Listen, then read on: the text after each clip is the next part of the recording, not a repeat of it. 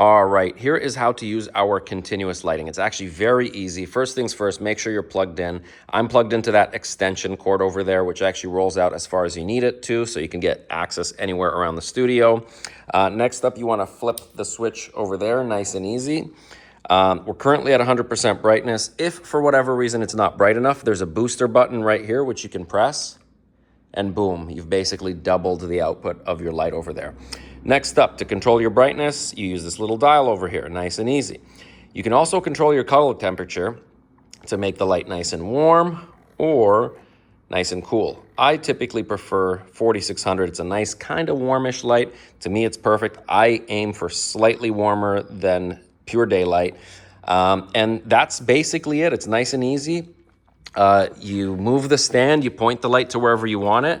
You adjust the pitch of the light using this dial over here, which I can't do because I only have one hand, but you just loosen it, maybe like a turn or two, reposition, tighten, just finger tighten, 2 fingers, that's all you need, maybe 3.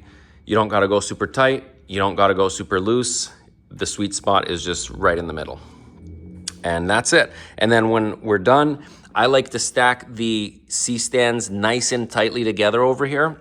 And so sometimes you gotta get creative with how you point them out, but please do stack them as nice and tightly into this corner over here, because sometimes we do have events and having the C-stand left out like this, for example, that's not good. People stumble into it, potentially break it. You want it as close to that corner as possible.